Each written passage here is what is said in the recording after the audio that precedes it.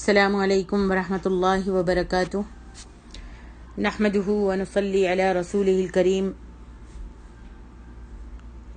رب اشرح لی صدری ویسر لی امری واحلل عقدۃ من لسانی یفقهوا قولی اللہم انفعنا بما علمتنا وعلمنا ما ينفعنا وزدنا علما سبحانک لا علم لنا الا ما علمتنا انک انت العلیم الحکیم۔ سورت بنی اسرائیل کا دوسرا سبق، تفسیر۔ پہلے میں 2-3 آیات کی تفسیر بیان کرنے کی کوشش کرتی ہوں۔ آیت نمبر 23 سے 25 تک۔ اعوذ باللہ من الشیطان الرجیم۔ وَقَضَى رَبُّكَ أَلَّا تَعْبُدُوا إِلَّا إِيَّاهُ وَبِالْوَالِدَيْنِ إِحْسَانًا۔ آپ کے پروردگار نے فیصلہ کر دیا ہے کہ تم اس کے علاوہ کسی اور کی عبادت مت کرو اور اپنے والدین کے ساتھ بہتر سلوک کرو، اچھا سلوک کرو۔ اللہ تعالیٰ نے یہاں پر یہ فیصلہ کب کیا تھا؟ اس سوال کا جواب یہ ہے کہ اللہ تعالیٰ نے یہ فیصلہ اس وقت ہی کر دیا تھا جب حضرت آدم علیہ السلام کو اللہ تعالیٰ نے پیدا کیا، اور پیدا کر کے ان کی پچھ سے ان کی پیٹھ کے اوپر ہاتھ پھیرا، تو اس وقت سے لے کے قیامت تک جتنے بھی آدم آئیں گے، جتنے بھی لوگ، جتنی بھی روحیں آئیں گی، وہ سب کی سب ہاتھ پھیرنے سے، پیٹھ پر اللہ تعالیٰ کے آدم علیہ السلام کی پیٹھ پر ہاتھ پھیرنے سے پورے لوگ آ گئے، ساری روحیں بیدار ہو گئیں اور سب میدان میں کھڑے ہو گئے۔ اللہ تبارک و تعالیٰ نے جب سب کھڑے ہو گئے تو ان سب کے سامنے ان سے پوچھا تھا کہ الست بربکم، کیا میں تمہارا پروردگار نہیں ہوں؟ تو سب نے جواب دیا تھا بلا، قالوا بلا، ہاں کیوں نہیں، بلا شہدنا ان تقولوا یوم القیامت انا کنا عن ھذا غافلین۔ سب نے جواب دیا تھا یا اللہ کیوں نہیں، ہم اس کا اقرار کرتے ہیں۔ پھر اللہ تعالیٰ نے فرمایا میں یہ اقرار تم سے اس لیے لے رہا ہوں کہ تم قیامت کو کہیں یوں کہنے لگو کہ شرک ہم نے نہیں کیا، بلکہ شرک تو ہمارے آبا و اجداد کرتے رہے اور ہم اس سے بے خبر تھے۔ اسی کو عہد است کہتے ہیں۔ اسی عہد کا خلاصہ اس جملے میں آ گیا ہے، یعنی اقرار ایک تو اللہ تعالیٰ کی ہستی کے موجود ہونے کا تھا، اور دوسرا اس بات پر عہد تھا کہ اس کے ساتھ کسی دوسرے کو شریک بھی نہیں بنایا جائے گا۔ اعتقادی لحاظ سے انسان 2 قسموں میں بٹا ہوا ہے۔ ایک وہ فریق ہے، ایک وہ قسم ہے جو سرے سے ہی اللہ کے وجود کا قائل نہیں ہے، جیسے دہریے اور نیچری وغیرہ، اور دوسرے وہ ہیں جو کسی نہ کسی مذہب کے پیروکار، مذہب کو ماننے والے اور اللہ کی ہستی کے قائل ہیں۔ اس لحاظ سے پہلی قسم کے لوگ بہت تھوڑے ہیں، اور اکثریت ایسی ہی رہی ہے جو اللہ کے وجود کی قائل رہی ہے، یعنی بہت زیادہ اللہ کے وجود کے قائل ہیں لوگ۔ پھر یہ دوسرا گروہ جو ہے اللہ کی ہستی کے قائل لوگ 2 قسموں میں بٹ گئے۔ ایک وہ ہیں جو اللہ کو مانتے بھی ہیں مگر ساتھ ساتھ اس کے شریک بھی بنائے جاتے ہیں، اس کے شریک بھی ٹھہراتے ہیں، اور دوسرے وہ لوگ ہیں جو توحید پر قائم ہیں۔ ان میں اکثریت پہلی قسم کے لوگوں کی ہے، یعنی اللہ کے شریک بنانے والوں کی، اور توحید پرست جو ہیں وہ بہت ہی کم ہیں۔ اور اللہ کا فیصلہ یہ تھا کہ انسان اس کی ہستی کا قائل بھی ہو اور اس کے ساتھ شرک بھی نہ کرے، یہ عہد لیا تھا، یہ فیصلہ تھا اللہ کا۔ اب جن لوگوں نے اللہ کی ہستی کا انکار کیا، انہوں نے بھی اللہ سے کیے ہوئے وعدے کی خلاف ورزی کی، اور جنہوں نے شرک کیا انہوں نے بھی خلاف ورزی کی۔ باقی تو تھوڑے ہی لوگ بچتے ہیں جنہوں نے اللہ سے کیے ہوئے وعدے کو پورا کیا اور اللہ کے فیصلے کے مطابق زندگی بسر کی، اور وہ صرف توحید پرستوں کا بہت تھوڑا سا طبقہ دنیا میں ہمیشہ سے موجود رہا ہے، اور انشاءاللہ تا قیامت موجود رہے گا، تاکہ لوگوں پر ہر وقت اتمام حجت ہو سکے۔ آگے فرمایا وَبِالْوَالِدَيْنِ إِحْسَانًا۔ اللہ تعالیٰ نے قرآن کریم میں متعدد کئی مقامات پر اپنے ذکر کے ساتھ متصل والدین کا ذکر فرمایا ہے۔ جیسے ہی اپنی توحید کا ذکر کیا، ویسے ہی اس کے ساتھ ہی وَبِالْوَالِدَيْنِ إِحْسَانًا۔ پھر یہ نہیں فرمایا کہ والدین کے حقوق ادا کرو، بلکہ یوں فرمایا کہ ان سے بہتر سلوک کرو، اور یہ تو واضح ہے کہ بہتر سلوک میں حقوق کی ادائیگی کے علاوہ اور بھی بہت کچھ آتا ہے۔ اسی طرح احادیث صحیحہ میں شرک کے بعد دوسرے نمبر پر حقوق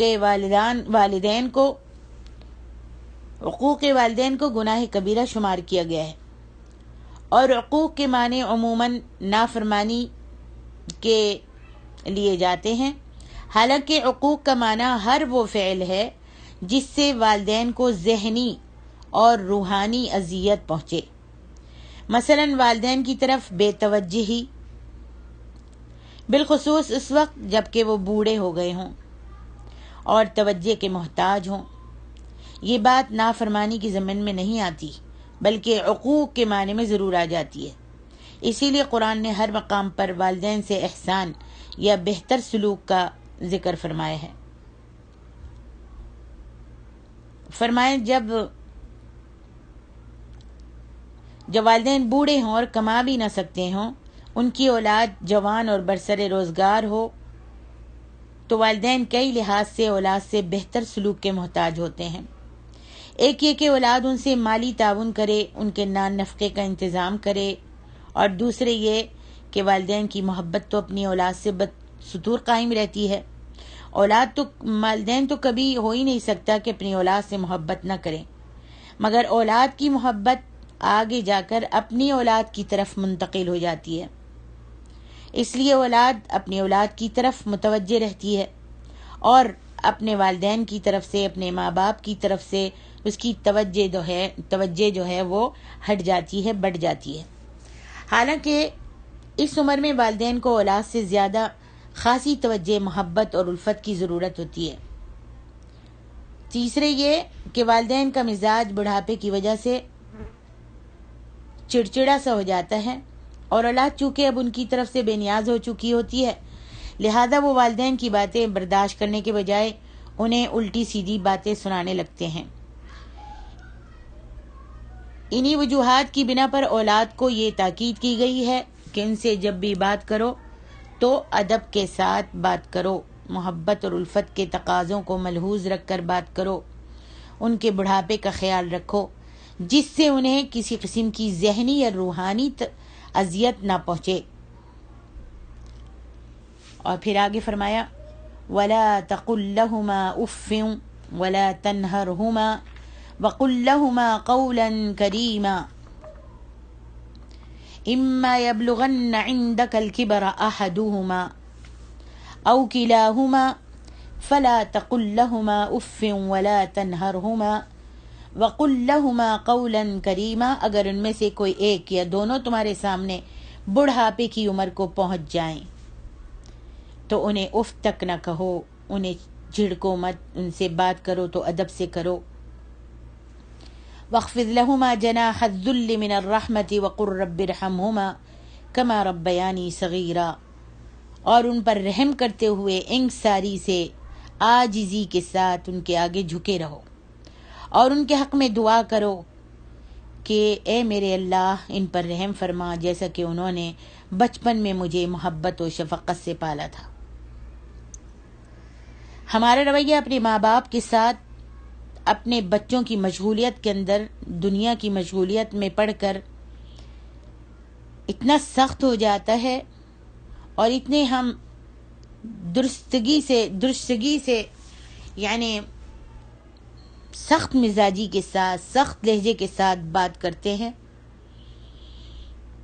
کہ ہمیں احساس بھی نہیں ہوتا کہ ان کے دل کو کتنی تکلیف پہنچی ہے. اور یہ وہی ہیں جو مجھے ذرا سی تکلیف بچپن میں ہوتی تھی تو کس طرح سے وہ مجھ کو سنبھالتے تھے، اور کیسے وہ مجھ کو بیمار ہوتے تھے تو کیسے وہ ہاسپٹلوں میں ساری رات بیٹھ کر گزار دیتے تھے. تمہارا رویہ تو اپنے ماں باپ کے ساتھ ایسے ہونا چاہیے جیسے مرغی اپنے بچوں کے ساتھ کرتی ہے. جب وہ کوئی بھی خطرہ دیکھتی ہے، چیل دیکھتی ہے، کوئی بھی ایسا خطرہ دیکھتی ہے کہ کوئی آ رہا ہے اس کے بچے کو پکڑنے کے لیے، تو فوراً ہی اپنے پروں کو کھول دیتی ہے اور اپنے پروں میں اپنے بچوں کو چھپا لیتی ہے. اب جب بوڑھے ہو گئے ہیں تو ہم کو چاہیے کہ ہم ان کے ساتھ اس طرح سے کریں جیسے مرغی اپنے بچوں کو اپنے پروں میں چھپاتی ہے، اور جیسے انہوں نے ہمارے ساتھ بچپن میں کیا. کتنی رحم دلی سے اور کتنی شفقت سے انہوں نے ہماری پرورش کی. والدین سے تمہارا سلوک ایسا ہونا چاہیے جیسے غلام کا اپنے آقا سے ہوتا ہے. ان سے ادب و انکساری سے پیش آؤ، اور ساتھ ہی ساتھ ان کے حق میں اللہ تعالیٰ سے رحمت اور مغفرت کی دعا بھی کرتے رہو، کیونکہ وہی تو تمہاری پرورش اور تربیت کا سبب بنے تھے. یہیں سے یہ بات معلوم ہوتی ہے کہ قرآن کریم میں اللہ تعالیٰ نے اپنے ذکر کے ساتھ ہی متصلاً والدین سے بہتر سلوک کا ذکر کیوں فرمایا ہے. اس کی وجہ یہ ہے کہ ہر چیز کا پروردگار تو رب کائنات ہے، رب حقیقی ہے جس نے پوری کائنات کو بنایا. لیکن ماں باپ جو ہیں وہ مجازی ہیں، مربی مجازی ہیں. جس نے اللہ تعالیٰ وہ ہے کہ جس نے زمین بنائی، ہوا، پانی، سورج، چاند وغیرہ پیدا کیے، پھر بارش بھی برسائی، اور پھر انسان کی ساری ضروریات زندگی زمین سے وابستہ کر دی. اس طرح انسان تمام جانداروں اور باقی سب چیزوں کا پالنے والا اور پرورش و تربیت کرنے والا یقیناً حقیقتاً اللہ رب العالمین ہی ہوا. پھر اس کے بعد انسان کی پرورش کا ظاہری سبب اس کے والدین کو بنایا. اور یہ تو ظاہر ہے کہ جس قدر مشکل سے انسان کا بچہ پلتا ہے، کسی جانور کا بچہ اتنی مشکل سے نہیں پلتا. دوسرے جانوروں کے بچے پیدا ہوتے ہی چلنے پھرنے لگتے ہیں، پھر ان پر گرمی یا سردی یا بارش کا اتنا اثر بھی نہیں ہوتا جتنا انسان کے بچے پر ہوتا ہے. دوسرے جانوروں کے بچے اتنے بیمار بھی نہیں ہوتے جتنا انسان کا بچہ فوراً بیمار ہو جاتا ہے. پھر ماں راتوں کو جاگ جاگ کر اور بچے کے آرام پر اپنا آرام قربان کرتی ہے. باپ بچہ اور اس کی ماں دونوں کے اخراجات بھی برداشت کرتا ہے، پھر اس کی تربیت میں پورا تعاون بھی کرتا ہے. تب جا کر انسان کا بچہ بڑا ہوتا ہے. اور حقیقت یہ ہے کہ اگر اللہ تعالیٰ نے والدین کے دل میں اپنی اولاد کے لیے اتنی بے پناہ محبت اور ایثار کا جذبہ نہ رکھا ہوتا تو انسان کے بچے کی کبھی تربیت نہ ہو سکتی تھی. اب اگر انسان اپنے والدین کو بڑھاپے کی حالت میں بے یار و مددگار چھوڑ دے اور ان کی طرف توجہ نہ کرے یا ان سے گستاخی سے پیش آئے تو اس سے زیادہ بے انصافی اور ظلم کیا ہو سکتا ہے. معاشرتی زندگی کا یہ وہ نہایت اہم باب ہے جس کی طرف سے دنیا دار انسان ہمیشہ غافل ہی رہتے ہیں، مگر اسلام نے اس طرف بھرپور توجہ دلائی ہے. اور دعا سے مقصود یہ ہے کہ تم صرف ان کے ساتھ یہ سلوک ہی نہ کرو اچھا، بلکہ ان کے لیے دعا بھی کرو اور کہو کہ یا اللہ رب ارحمہما کما ربیانی صغیرا. میں تو ان کی خدمت پوری طرح بجا لانے سے قاصر ہوں اللہ، میں ان کا حق ادا کر ہی نہیں سکتا، لہذا تو ہی اللہ میاں ان پر بڑھاپے میں اور مرنے کے بعد نظر رحمت فرما. اب میں کچھ احادیث پیش کرتی ہوں. سیدنا عبداللہ بن مسعود فرماتے ہیں کہ میں نے آپ صلی اللہ علیہ وآلہ وسلم سے پوچھا، یا رسول اللہ، اللہ کو سب سے زیادہ کون سا عمل پسند ہے؟ فرمایا نماز کی، ہر نماز کے وقت کی پابندی کرنا، وقت پر پڑھنا. پھر فرمایا کون سا؟ آپ نے فرمایا ماں باپ سے بر الوالدین، ماں باپ سے اچھا سلوک کرنا. کہتے ہیں میں نے پھر پوچھا پھر کون سا؟ تو فرمایا اللہ کی راہ میں جہاد کرنا. بخاری کی حدیث ہے. حضرت ابو ہریرہ رضی اللہ عنہ فرماتے ہیں کہ ایک شخص نے آپ صلی اللہ علیہ وآلہ وسلم سے پوچھا میرے بہتر سلوک کا سب سے زیادہ مستحق کون ہے؟ آپ نے فرمایا تیری ماں۔ اس نے کہا پھر کون؟ فرمایا تیری ماں۔ اس نے پوچھا پھر کون؟ فرمایا تیری ماں۔ اس نے چوتھی بار پوچھا پھر کون؟ تو نبی علیہ الصلاۃ والسلام نے فرمایا تیرا باپ۔ بخاری کتاب الادب۔ تیسری حدیث حضرت عبداللہ بن عمر رضی اللہ عنہ کہتے ہیں کہ آپ صلی اللہ علیہ وآلہ وسلم نے فرمایا سب سے بڑا گناہ یہ ہے کہ آدمی اپنے ماں باپ کو گالی دے۔ لوگوں کو بڑا تعجب ہوا اور صحابیوں نے کہا یا رسول اللہ صلی اللہ علیہ وسلم بھلا کون اپنے ماں باپ کو گالی دیتا ہے؟ آپ نے فرمایا ماں باپ کو گالی دینا یوں ہے کہ ایک آدمی دوسرے کے ماں باپ کو گالی دے تو وہ بھی جواب میں اس کے ماں باپ کو گالی دیتا ہے۔ یہ بخاری کی حدیث ہے۔ یعنی کسی نے کسی کے ماں باپ کو گالی دی اور اس نے پلٹ کر اس کے ماں باپ کو گالی دی تو گویا اس نے اپنے ماں باپ کو گالی دی۔ چوتھی حدیث ایک دفعہ نبی علیہ الصلاۃ والسلام نے صحابہ کرام سے فرمایا کیا میں تمہیں بڑے بڑے گناہوں سے خبردار نہیں کروں؟ ہم نے کہا ضرور بتائیے یا رسول اللہ صلی اللہ علیہ وسلم۔ آپ صلی اللہ علیہ وآلہ وسلم نے فرمایا اللہ کے ساتھ کسی کو شریک کرنا، عقوق والدین، ماں باپ کی نافرمانی کرنا، جھوٹ بولنا، جھوٹی گواہی دینا۔ سن لو، جھوٹ بولنا، جھوٹی گواہی دینا برابر میرے نبی صلی اللہ علیہ وسلم یہی فرماتے رہے۔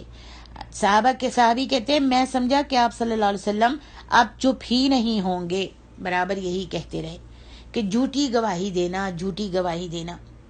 آج یہ ساری برائیاں ہم میں کتنی عام ہیں اور ہم جھوٹ بھی بولتے ہیں۔ ماں باپ کی نافرمانی بھی آج عام ہو گئی ہے، ماں باپ کی کوئی قدر نہیں رہی۔ آج اگر بچہ یا بچی زیادہ پڑھ گئے ہیں، کچھ تعلیم ان ماں باپ نے اپنے ہاتھوں سے، اپنی کمائی سے ان کو دلا دی ہے تو آج یہ ہم ماں باپ کے بھی ماں باپ بن جاتے ہیں اور کہتے ہیں امی آپ تو پرانے اسٹائل کی ہیں، آپ کیا جانتی ہیں، آپ کو کیا معلوم ہے۔ آج تو دنیا ترقی پر چلی گئی ہے، آپ وہیں کی وہیں ہیں جہاں پہلے تھی۔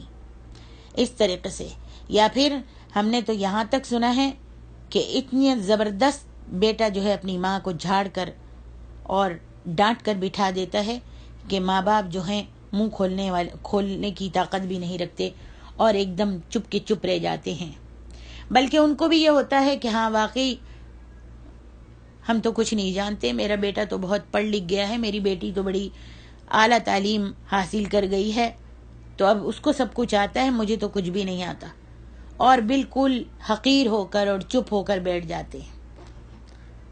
تو آپ دیکھیے قرآن مجید میں اللہ تبارک و تعالیٰ نے کیا فرمایا وَلَا تَقُلْ لَهُمَا اف۔ اف کتنا چھوٹا سا لفظ ہے کہنا منہ سے، لیکن ماں باپ کے لیے یہ اف کہنا پہاڑوں کے برابر ہے، بہت بڑا لفظ ہے۔ اف وَلَا تَنْهَرْهُمَا، ان کو ڈانٹو مت، ان کو جھڑکو مت، اور جب بھی بات کہو تو ان سے کس طرح سے وَقُلْ لَهُمَا قَوْلًا كَرِيمًا، عزت والی، عزت کے ساتھ ان کے ساتھ نرم لہجے میں آرام سے ان کے ساتھ بات کرو۔ اللہ ہمارے بچوں کو ہدایت عطا فرما، نبی علیہ الصلاۃ والسلام کی امت کو ماں باپ کا حق ادا کرنے کی توفیق عطا فرما۔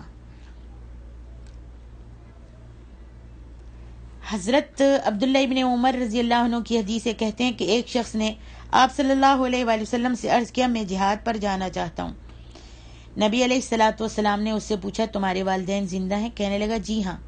آپ نے فرمایا انہی کی خدمت کر جا، یہی تیرا جہاد ہے۔ بخاری کی حدیث۔ ایک اور حدیث حضرت اسماء بنت ابی بکر رضی اللہ عنہا کہتی ہیں کہ میری ماں میرے پاس مدینہ آئی، اور ماں کیا تھی؟ کافرہ تھی، ابھی اسلام نہیں لائی تھی۔ حضرت اسماء کی ماں کہتی ہے میں نے نبی صلی اللہ علیہ وسلم سے پوچھا یا رسول اللہ کیا میں اس سے صلہ رحمی کروں، یعنی اس کو کچھ تحفہ تحائف دوں، میری ماں آئی ہے میں اس کو کچھ تحفہ تحائف دوں، میں ان کو خوش کروں؟ نبی علیہ الصلاۃ والسلام نے فرمایا ہاں ضرور، اس کو اچھی طرح سے اس کی مہمان نوازی کر اور ان کو تحفے تحائف سے نواز۔ بخاری کتاب الادب۔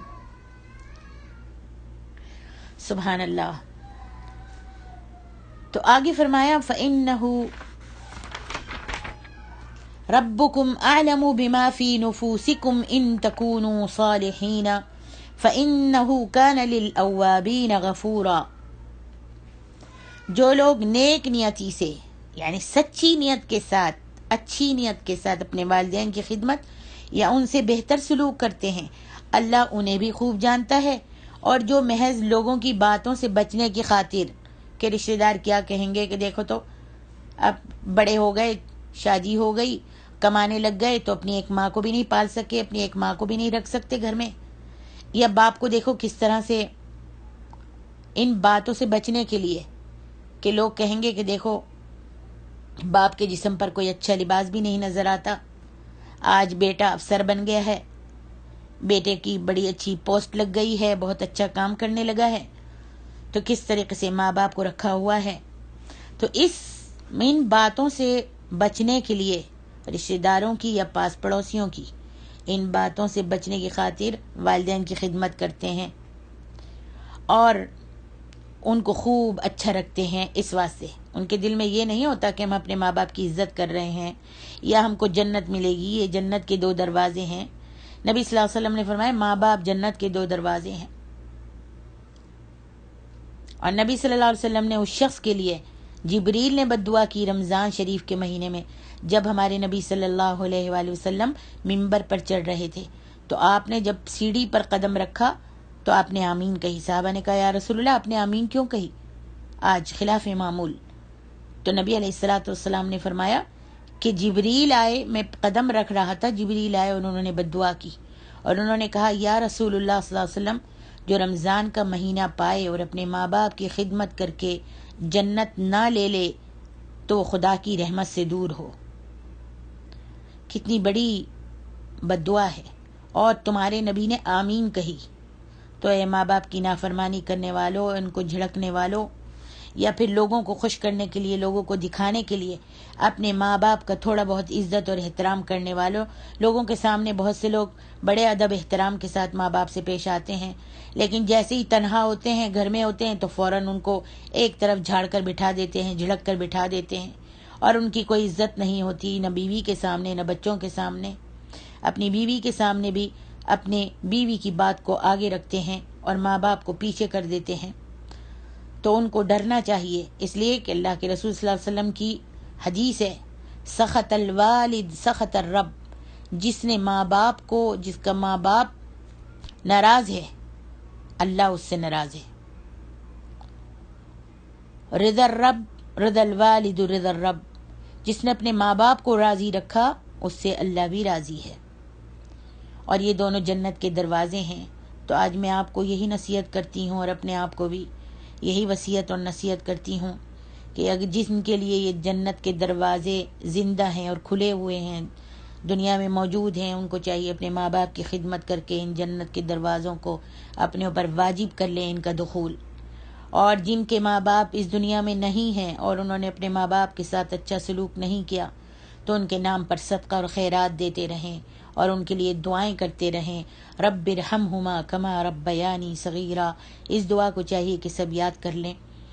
اور جن کے زندہ ہیں ان کو چاہیے کہ اپنے ماں باپ کی خدمت کرتے رہیں.